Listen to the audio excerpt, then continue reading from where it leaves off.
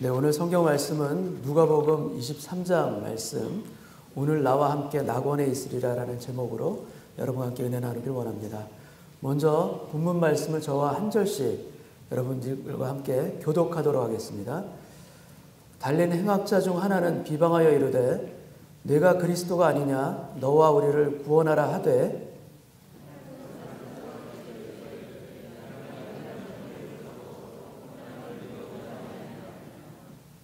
우리는 우리가 행한 일에 상당한 보응을 받는 것이니 이에 당연하거니와 이 사람이 행한 것은 옳지 않은 것이 없느니라 하고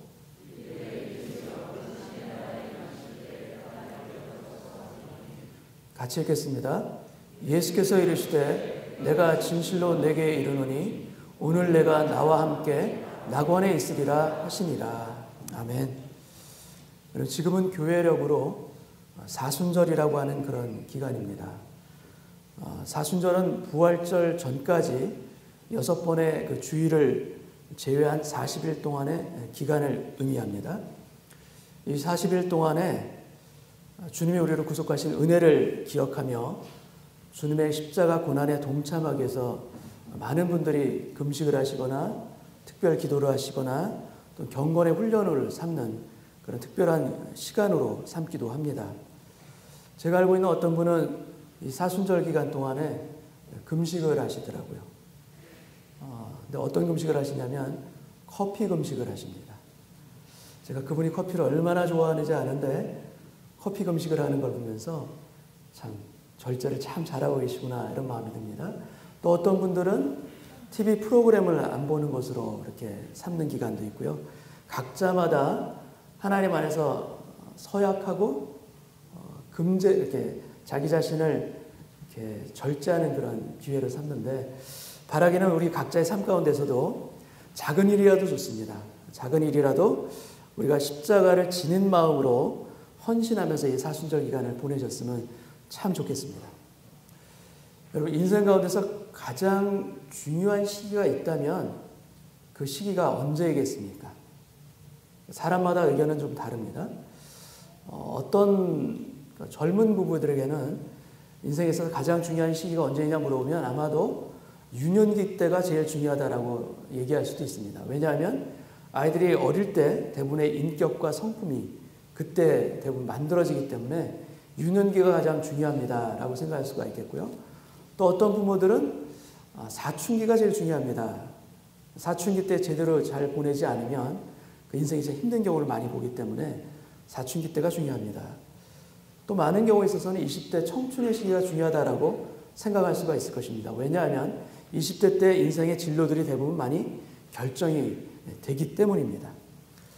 근데 이 자리에도 이제 연세가 있으신 그런 분들 계시는데 그런 분들이 보실 때는 좀 다르실 수도 있겠다라는 생각이 듭니다. 자녀들이 인생을 아나? 이렇게 생각하실 수도 있을 것 같아요.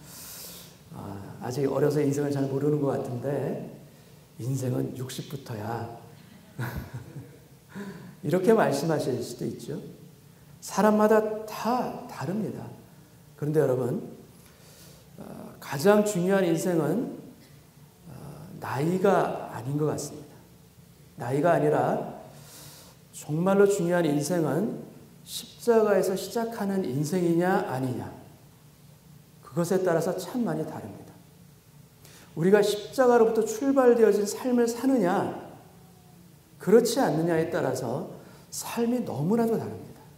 생각도 다르고 삶의 여정도 다르고 결정적으로 삶의 마지막까지도 다르게 되어 있습니다. 여러분 십자가에서의 죽음이 있기 때문에 우리에게 생명이 있고 부활이 있음을 여러분 믿으십니까?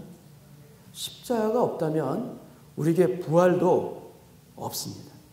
십자가를 통해야만 우리 인생도 여러분 다시 살아날 수 있는 새로운 삶을 살게 됩니다. 우리가 거듭남의 비밀이 여러분 영적으로 거듭나는 것뿐만 아니라 우리의 모든 것이 다 거듭나는 비밀과 능력이 이 십자가로부터 우리에게 흘러들어오는 하나님의 은혜이자 축복인 것을 우리가 믿음을 가지고 살아가는 우리 모두는 아마 알 수 있으실 것입니다.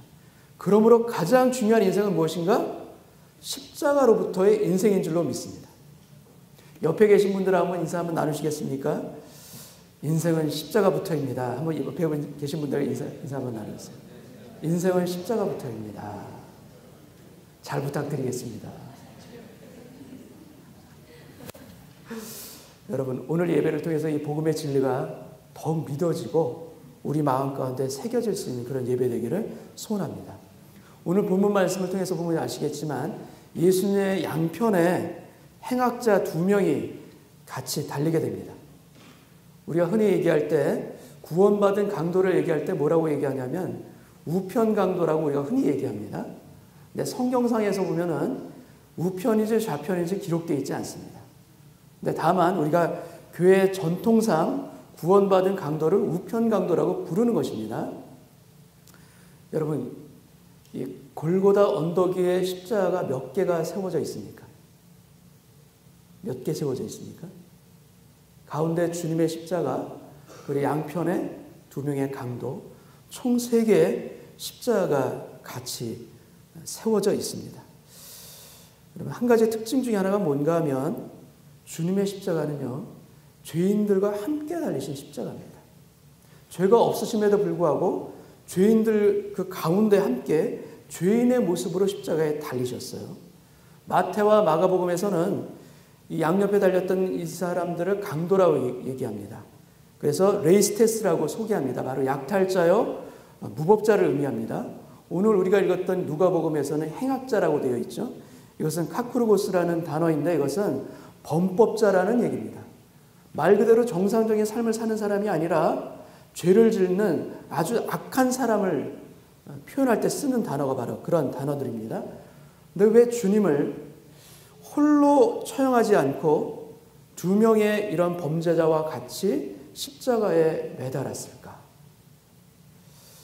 로마 당국과 유대의 지도자들은 예수님을 흉악범과 같은 레벨로 같은 모양으로 취급하기를 원했던 것입니다. 그래서 3개의 십자가가 서 있죠.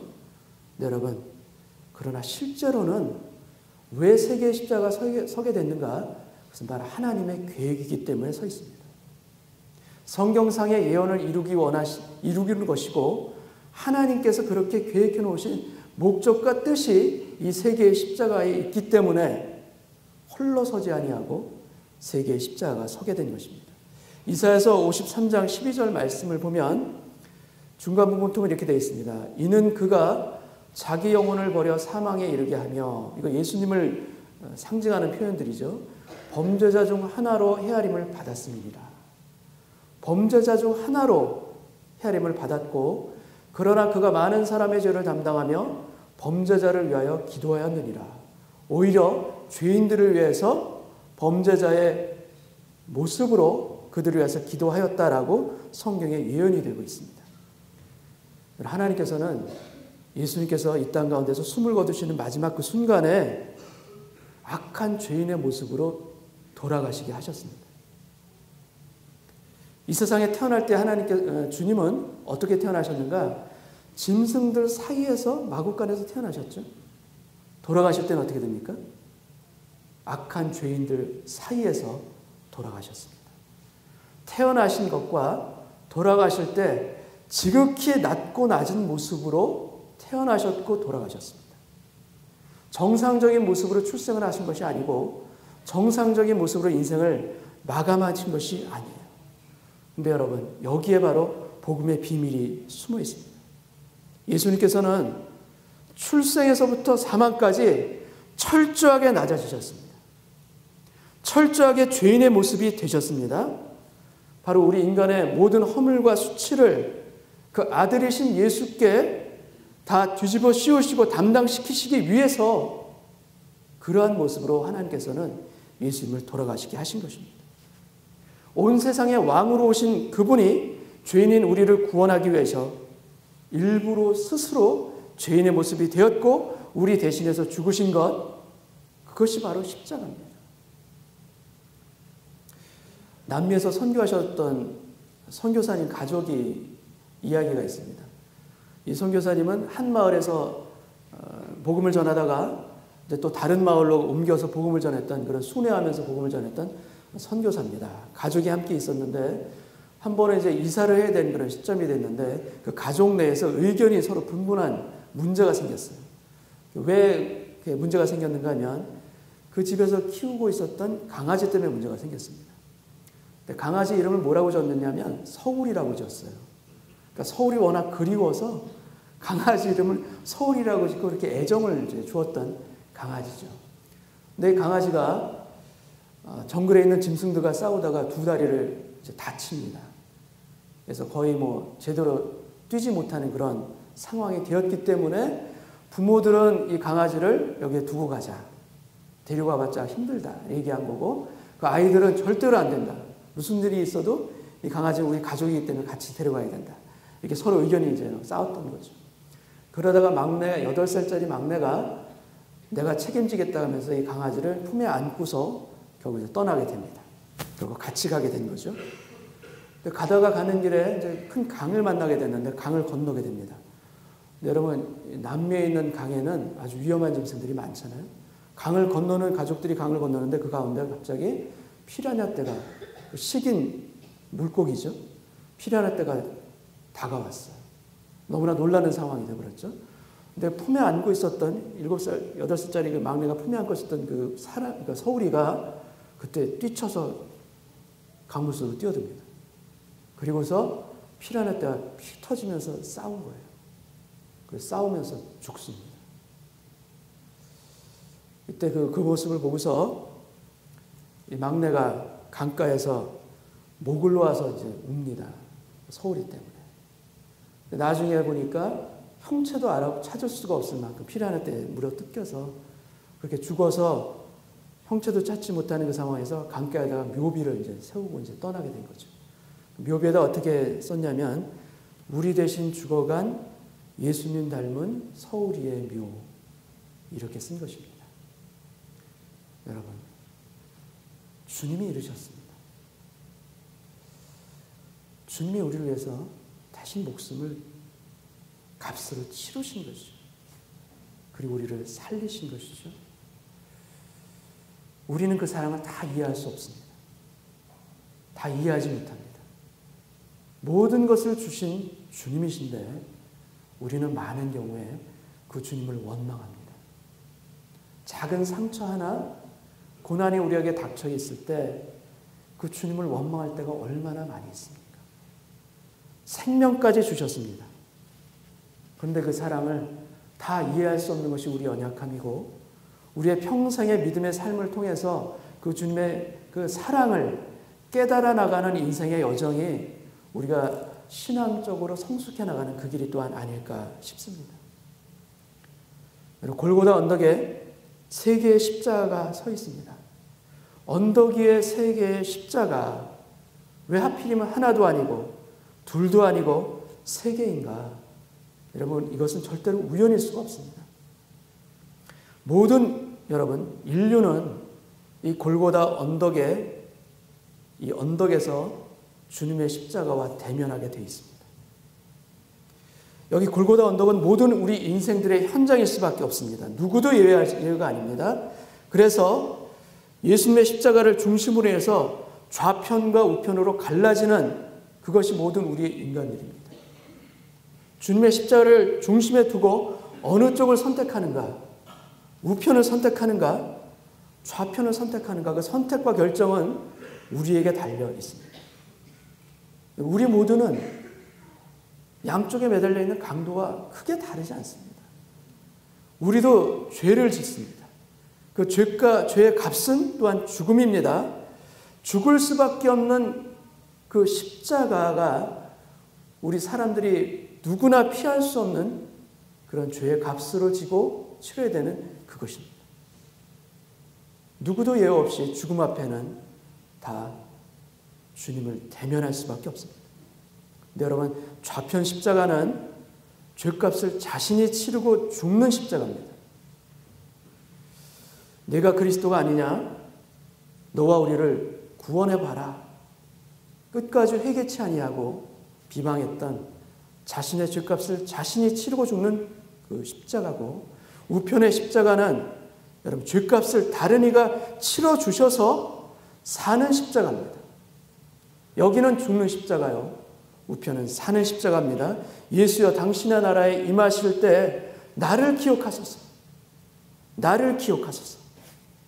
여러분, 그리고 가운데 십자가는 우리의 죄값을 대신 치르시는 구원의 십자가, 능력의 십자가가 바로 가운데 십자가입니다. 오늘 내가 나와 함께 낙원에 있으리라. 여러분, 죽는 십자가가 있습니다. 사는 십자가가 있습니다. 그리고 구원의 십자가가 있습니다. 언덕 위에 이 세 개의 십자가, 우리 모두가 볼 수밖에 없는 십자가입니다. 여러분, 우편 강도도 처음에는 예수님을 욕을 합니다. 마가복음 15장 32절 말씀을 보게 되면 그도 우리가 보고 이스라엘의 왕 그리스도가 지금 십자가에서 내려와 우리가 보고 믿게 할지어다 조롱하는 것이죠. 함께 십자가에 못 박힌 자들도 두 명 다 예수를 욕하더라. 예수님을 비난했습니다. 그런데 그에게 변화가 일어납니다. 가장 큰 이유 중에 하나는, 직접적인 이유 중에 하나는 무엇인가? 그것은 예수님께서 자신을 십자가에 못 박는 사람들을 용서하는 모습을 보았기 때문에 자신을 죽이는 사람을 오히려 용서합니다.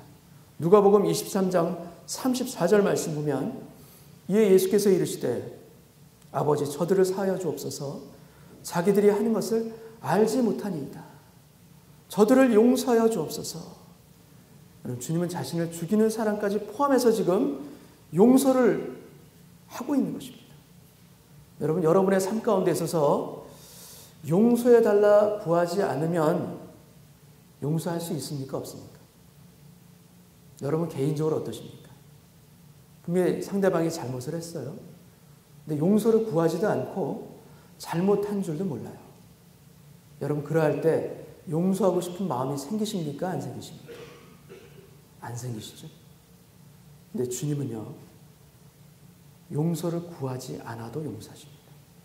아니, 죄를 몰라도 깨닫지 못해도 일방적으로 용서해 주십니다. 전적으로 용서해 주신 것입니다. 십자가상에서 매달려서 예수님께서 하신 첫 번째 말씀, 가상 7원 중에 첫 번째 말씀이 무엇인가 하면 그것이 바로 용서예요. 아버지여, 저들이 자기들이 하는 것을 알지 못하나이다. 저들을 사하여 주옵소서. 일방적으로 용서해 주시고, 그다음에 두 번째 말씀, 가상 7원 중에 두 번째 말씀이 무엇인가? 바로 구원의 선포입니다. 내가 오늘 나와 함께 낙원에 있으리라. 주님은 우리가 용서를 구하지 않아도 먼저 용서해 주셨고, 우리가 죄를 깨닫지 못해도 여전히 우리를 먼저 용서해 주셨습니다. 여러분, 그러나 죄의 용서를 믿고 받은 사람들에게 주시는 선물이 또한 구원입니다.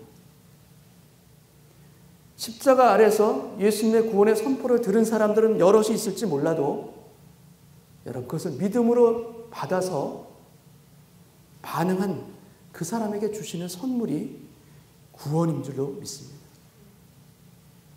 우리 모두도 여러분 십자가에 달려있는 인생입니다. 우리도 죄로 인해 그 형벌로 죽음이라는 십자가에 다 같이 달려 있습니다. 예외 없이 달려 있습니다. 누구도 죽음이라는 십자가를 피할 수가 없습니다. 그러나 그 십자가 위에서, 아니 그 십자가의 위에 달려서 구원받은 사람이 바로 우리 자신들입니다. 구원받은 강도가 누구인가? 그 사람 바로 우리 자신입니다. 나 자신입니다. 우편 강도가 받았던 구원이 바로 내가 받은 구원인 것, 이것이 믿어지는 것, 여러분, 이것이 우리에게 너무나도 놀라운 복음의 비밀이자 축복인 줄로 믿습니다. 언덕 위에서 세 사람이 함께 죽습니다. 그런데 세 사람 중에 두 사람은 함께 그날로 낙원에 들어가게 됩니다. 그래서 결과적으로 언덕이 골고다 새 십자가에서 죽은 사람은 몇 사람인가? 한 사람만 죽은 사건이 바로 십자가입니다. 여러분, 주님의 십자가는 우리를 살리십니다. 죽을 수밖에 없는 우리를 살리는 그 십자가를 바라볼 수 있는 오늘 예배되기를 소원합니다. 여러분, 천국은 누가 죄를 더 많이 짓느냐, 적게 짓느냐, 그것으로 인해서 결정되지 않습니다. 천국이 죄를 적게 지은 사람이 가는 것이 절대로 아닙니다. 여러분, 죄의 문제를 짓느냐 안 짓느냐가 아니라 그 죄를 어떻게 처리했는가, 그 죄를 어떻게 우리가 처리하는가에 따라서 여러분 구원의 문제가 달라집니다. 여러분, 그 죄를 내가 고스란히 가지고 지고 있는가, 아니면 다른 누군가에게 그 죄를 다 전가해 버렸는가, 떠넘겨 버렸는가, 이것에 따라 달라집니다. 우리의 구원은 예수님이 내 죄를 대신 지시고 죄값을 대신 치러준 것을 내가 믿느냐 믿지 못하느냐, 여러분 여기에 달려 있습니다. 이사야서 53장 6절 말씀, 우리는 다 양 같아서 그릇 행하여 각기 제 갈 길로 갔거늘 여호와께서는 우리 모두의 죄악을 그에게 담당시키셨도다. 너희가 이 말씀을 믿느냐? 주님께서는 우리에게 지금도 물어보십니다. 복음을 믿기 참 전할 때 믿기 어려운 분들이 참 많이 계십니다. 근데 복음을 전했을 때 그래서 아예 거부하는 것보다도 더 어려운 분들이 어떤 분들이냐면 나중에 때가 되면 믿겠지요. 이렇게 얘기하시는 분들이 계십니다. 참 힘듭니다. 제가 참 어렸을 때 참 많이 들었던 그런 이야기인데요. 요즘엔 잘 듣지 못했습니다. 어렸을 때 어떤 이야기를 많이 들었냐면 바로 이 구원받은 이 강도 이 얘기를 하면서 구원받은 강도도 죽기 전에 믿었는데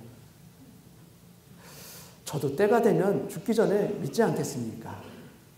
이렇게 얘기하시는 분들 참 제 예전에 어렸을 때 많이 들었어요. 어떻게 보면 참 여운이 있는 말씀이죠. 그죠? 뭔가 남겨둔 말씀인 거 맞는데 근데 실상은요. 그런 분들이 참 믿음의 영역으로 선뜻 들어오기가 참 힘든 것을 제가 참 많이 보게 되었습니다. 여러분들은 이 구원받은 강도에 대해서 여러분은 어떻게 생각하십니까? 어떻게 보면 세상에서 자기 하고 싶은 일 다 하다가 멋대로 살다가 나중에 구원까지 받은 사람, 혹시 이런 생각 안 해보셨어요? 마음대로 살잖아요. 죄도 짓고 세상의 달콤함을 막 맛보고 살잖아요. 근데 막판에는 결국 구원까지도 받잖아요. 제가 이거를 보면서 이 구원받은 강도가 뭐 부럽지는 않지만, 부러운 건 아닌데 그래도 그것도 나쁘지는 않네? 혹시 이런 생각 해보지 않으셨습니까, 여러분? 저는 했어요. 네, 여러분, 우리가 보통 죽기 전에 믿었던 이 강도를 럭키하다라고 생각하죠. 참 행운이다. 네, 여러분, 그렇지 않습니다. 이 사람이 믿게 된 이 믿음은요, 행운의 믿음이 아니라 정말 큰 믿음입니다. 값진 믿음입니다. 왜냐하면 이 사람은 도저히 믿을 수 없는 상황 중에 믿은 사람입니다. 믿기 힘든 그 환경 가운데서 오히려 예수님께 믿음을 고백한 사람이에요. 지금 이 사람이 예수님을 믿은 건 어떤 상황에서 믿었는가? 예수님께서 기적을 행할 때 믿은 것이 아니에요. 아픈 사람을 일으키고 안전뱅이가 낫고 죽은 나사로가 살아나오는 그 현장 가운데서 주님을 보고 믿은 것이 아닙니다. 자신과 똑같이 십자가에 매달려 돌아가시는, 죽는 그 예수를 보고 믿은 거예요. 자신과 동일하게 죄인의 모습으로 죽습니다. 우리가 익히 알고 있지만 예수님은 십자가상에서 아무런 기적도 행하지 않으셨습니다. 그렇게 무력한 예수, 죄인의 모습의 예수, 아무것도 기대할 수 없는 그 예수를 보고 믿은 사람이 바로 이 사람입니다. 여러분, 이 사람의 믿음이 작은 믿음입니까? 행운의 믿음입니까? 그렇지 않습니다. 이 사람의 믿음은 불가능 가운데 믿은 것이고, 가능하지 않은 상황을 뚫고 믿은 그 믿음을 소유한 사람이 바로 이 사람이에요. 여러분, 십자가의 도가 멸망하는 자들에게는 미련한 것이요 구원을 얻는 우리에게는 하나님의 능력이라. 이 말씀 그대로 미련한 것으로 보이고 어리석은 것으로 보이고 도저히 믿기 힘든 그 상황에서 오히려 구원을 얻는 우리에게는 하나님의 능력이라. 이 말씀 그대로 믿은 사람이 우편 강도입니다. 여러분, 제자들도 예수님을 다 버리고 떠났습니다. 도망쳤습니다. 그런데 오히려 그 가운데 십자가의 구원의 비밀을 깨달았어요. 죽음으로 우리의 죄를 대속해서 죽으시는 그 메시아를 믿은 것입니다. 여러분, 이 사람의 구원을 통해 우리는 구원의 본질을 다시 한번 깨닫게 됩니다. 이 사람은 세례를 받지 않았습니다. 성찬식에 한번 참여한 적도 없습니다. 교회 내에서 여러분 안내를 하거나 봉사를 하거나 섬긴 기회도 없었습니다. 그가 한 일은 평생 동안 아마 죄 짓는 죄인의 길을 걸어왔을지도 모르겠습니다. 선행을 할래야 할 수 없는 그 자리에서 그는 인생의 마지막을 지금 맞고 있습니다. 여러분, 두 손과 두 발에 못이 박혀 있습니다. 아무것도 할 수 없습니다. 여러분, 그 아무것도 할 수 없는 그 상황 가운데서 이 사람이 취한 것은 무엇인가? 이 사람은 낙원에 오늘 나와 함께 있으리라. 구원을 받고 천국에 들어갔습니다. 무엇으로 들어갔습니까? 이 사람이 천국으로 들어가게 된 이유는 단 하나밖에 없습니다. 그 어떤 선행과 노력이 아니라 오직 그의 믿음 하나입니다. 오직 우리의 구원은 믿음으로 말미암는다는 이신칭의 복음의 진리를 그대로 삶으로 보여준 사람, 바로 십자가에 매달린 우편 강도입니다. 여러분, 예수님의 죽음이 나의 죽음이요, 십자가의 고난이 나 때문에 당한 고난입니다. 그 주님의 십자가는 나를 위한, 나를 구원하기 위한 십자가를 우리가 믿을 때 우리에게 구원이 일어나고 우리가 영생을 얻게 됩니다. 나와 주님과의 관계 가운데서 주님, 나를 기억하여 주옵소서. 나를 용서하여 주옵소서. 내가 주님을 믿겠나이다. 인격적으로 주님 앞에 우리의 마음을 드리고 회개하며 믿음을 드릴 때 여러분, 주님의 그 십자가가 나의 십자가가 되고 십자가에 못 박힌 그 주님이 나의 구세주가 되는 것입니다. 추상적으로 일어나는 사건이 아니라 실제로 내 삶을 통해서 주님과의 관계에 있어서 내가 그 일이 일어나는가 일어나지 않는가, 내가 믿어지는가 믿어지지 않는가, 그것이 너무나도 중요합니다. 여러분, 우편강도는 우리에게 보여줍니다. 하나님 앞에서 용서받지 못할 사람이 아무도 없다라는 것을 이 사람은 우리에게 보여줍니다. 또한 하나님 앞에서 구원의 역사는 결코 늦는 법이 없다라는 것을 또한 이 사람은 우리에게 보여주고 있습니다. 십자가에서 사는 십자가를 통해서 우리 모두에게 보여주고 있는 것입니다. 2005년에 이라크에서 실제로 일어났던 일입니다. 그때 이라크 전쟁이, 미국이랑 이라크 전쟁이 일어나게 됩니다. 이탈리아에 한 종군 기자가 있습니다. 줄리아나 스브레나라는 그 여기자입니다. 50대 후반이었던 그 당시에 여기자가 이라크 전쟁이 발발하자 혼자 취재를 위해서 이라크로 들어가게 됩니다. 근데 취재 활동을 벌이다가 이라크의 무장단체에서 납치가 되게 됩니다. 그래서 이탈리아 정부가 비밀 요원을 이제 보내서 무장단체와 협상을 벌이게 되고 나중에 극적으로 이제 구출을 하게 됩니다. 이 비밀 요원이 가서 구출을 해온 것이죠. 근데 문제는 이 구출할 후에 일어나게 됩니다. 구출을 하고서 이 기자와 이제 비밀 요원이 탄 차가 바그다드 공항으로 이제 항해 가는데, 바그다드 공항에 바로 한 700m 전에 거기 미군 검문소가 있었는데, 거기서 미군이 이 차를 오인해서 300발이 넘는 총알을 난사합니다. 이 차에다가. 이 사건을 통해서 이 여기자는 어깨에 관통상을 입고 극적으로 살아나죠. 그런데 함께 갔었던 이 여기자를 구출했었던 그 비밀 요원 칼리 팔이라는 이 비밀 요원은 그 자리에서 죽습니다. 어떻게 그 많은 총탄이 난사가 됐는데도 이 기자가 살아날 수 있었는가? 그것은 왜 그러냐면 이 비밀 요원 칼리 팔이라는 비밀 요원이 총탄이 날아오는 비 오듯이 쏟아지는 그 상황에서 이 기자를 안고서 있었던 것입니다. 그래서 이 기자는 살고 비밀 요원은 결국 죽습니다. 이탈리아로 돌아와서 기자회견을 울면서 기자회견을 이 기자가 하게 됩니다. 기자회견을 할 때 나는 그의 죽음을 온몸으로 느꼈습니다. 총알이 그의 등에 수없이 박히는 것을 저는 제 몸으로도 같이 느꼈습니다. 그럴 수밖에 없죠. 안고서 있는데 뒤에서 총알이 박히니까 그냥 총알이 날아오는 게 느껴지는 거죠, 같이. 이분이 나를 위해서 지금 죽는구나. 그리고 이분이 죽음으로 인해서 내가 지금 사는구나. 그것을 느꼈습니다.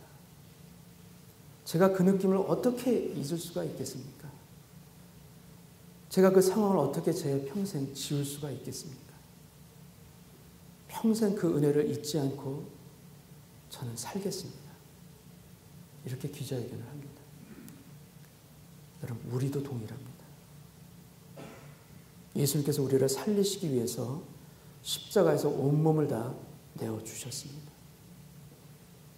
우리의 나음을 위해서 그분의 등에 채찍에 맞아 살점이 떨어지셨습니다.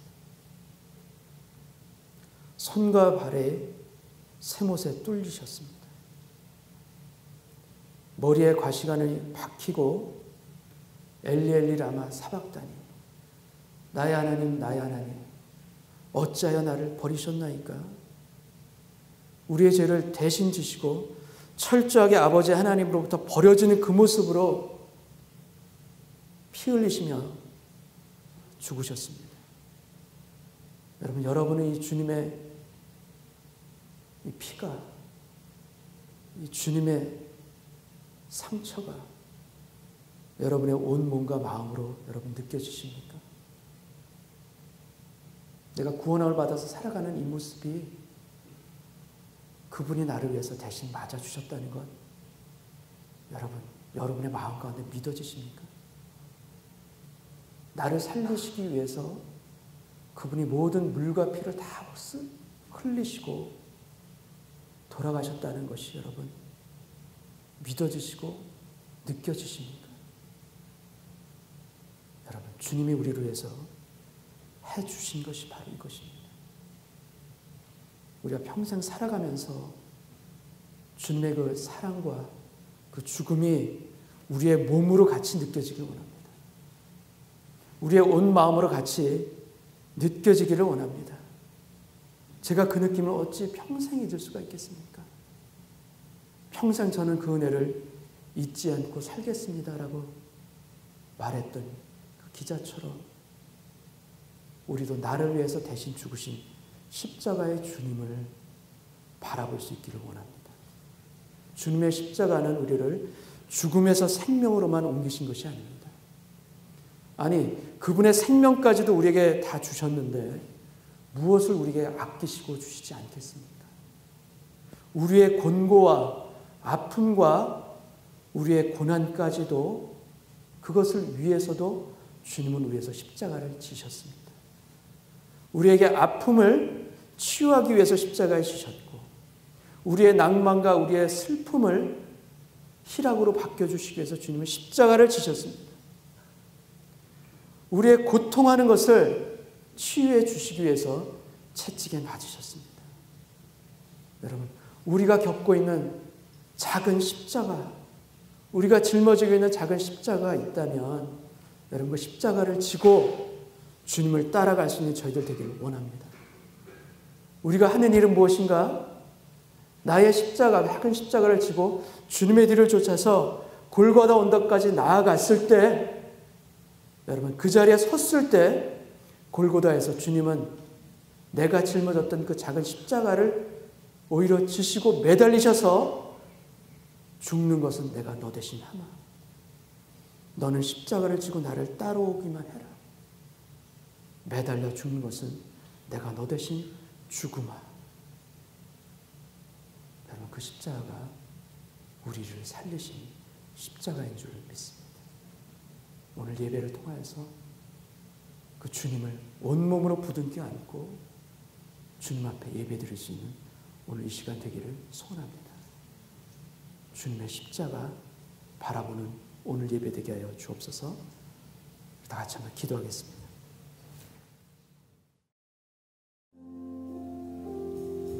아버지 하나님,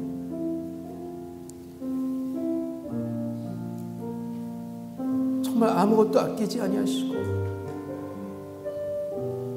이 벌레 같은 저희를 위해서, 나를 위해서 하나밖에 안 계신 하나님의 아들 예수님의 핏값을 치러주시니 아버지 하나님, 그래서 무엇으로 갚아야 되겠습니까? 무엇으로 주님 앞에 감사를 드려야 되겠습니까? 모든 것을 생명까지 주신 그 주님, 우리를 위해서 무엇을 아끼시며 주시지 않겠습니까? 그럼에도 불구하고 주님, 자그마한 고난과 역경이 있을 때 너무나도 쉽게 주님을 믿는 자리에서 떠나버리고 원망하고 불평하였던 저의 어리석음과 죄를 주님 용서하여 주옵소서. 십자가에 달려 돌아가신 주님의 십자가가 나를 구속하는 십자가요, 나를 살리시는 주님의 능력이요, 나를 위해서 흘리신 피였다는 것을 아버지 하나님 믿는 이 오늘 예배되게 하여 주셔서 구원함 받은 백성으로서 아버지 하나님 다시 한번 온전한 자리에 설 수 있도록 도와주옵시고, 나의 평생에 주님의 나를 대신 흘리신 그 피를 잊지 아니하는 저들 되게 하여 주시기를 원합니다. 온몸으로 느끼게 하여 주옵소서. 온 마음으로 주님의 보혈의 십자가 보혈을 기억하며 감사하며 그 앞에 무릎 꿇을 수 있는 오늘 예배될 수 있도록 도와주시사, 아버지는 저도 제게 맡겨진 작은 십자가를 지고 주님을 따라가겠나이다, 주님을 섬기겠나이다 고백하며 나아갈 수 있는 오늘 예배되게 하여 주옵소서. 우리 주변 가운데 주님, 아직 예수의 십자가 능력 보혈을 믿지 못하는 분 계십니다. 그분들을 향하여서 중보하는 우리의 입술과 간구 가운데 주님 응답하시고 역사하셔서 주님 믿음의 한 식구가 되게 하여 주옵소서. 복음의 능력을 이길 자는 아무도 없음을 주님 보여주옵소서. 기도하고 간구할 때 하나님의 능력과 역사가 그 영혼 가운데, 가정 가운데 임하게 하여 주시옵소서. 그래서 아버지 안에 한 가족으로 믿음의 한 식구로서 설 수 있는 그 축복의 가정들이 다 되어줄 수 있도록, 보혈 안에 하나 될 수 있는 가정 될 수 있도록 주님 축복하여 주옵소서. 간절함으로 기도하는 그 믿음의 식구들에게 보혈의 능력이 임할 수 있는 오늘 예배되게 하여 주옵시고, 우리의 상처받은 마음들이 있다면 보혈의 은혜 가운데 모든 상처가 씻김을 얻고 회복할 수 있도록, 다시 살아날 수 있도록 우리 가운데 함께하여 주옵소서. 감사와 찬송을 드리오며 예수님의 이름으로 기도하옵나이다. 아멘.